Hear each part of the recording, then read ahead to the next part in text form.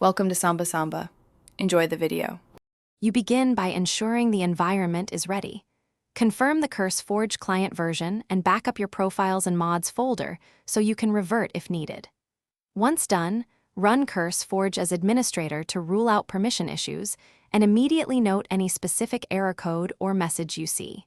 These details direct the repair path, so copy them now. Make sure to close background mod tools and save logs to a text file before proceeding to file and cache fixes. You now tackle deeper problems. Clear the Curseforge cache and temporary files to remove stale data that causes crashes.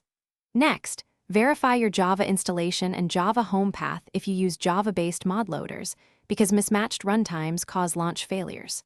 Then open the Curseforge logs and scan for stack traces or missing library names. Those entries tell you which mod or dependency failed. If a specific mod is listed, disable it and restart. Otherwise, prepare to reinstall core components. You finish by repairing or reinstalling the Curseforge client. Uninstall cleanly, remove leftover folders, then install the latest stable build and import your backed up profiles one at a time. Test a clean profile first to confirm the core client runs. If problems persist, look at one key troubleshooting tip. Temporarily disable antivirus or security software and reset the Curseforge configuration. Many errors stem from blocked file access or corrupted configs. Finally, verify. Thanks for watching.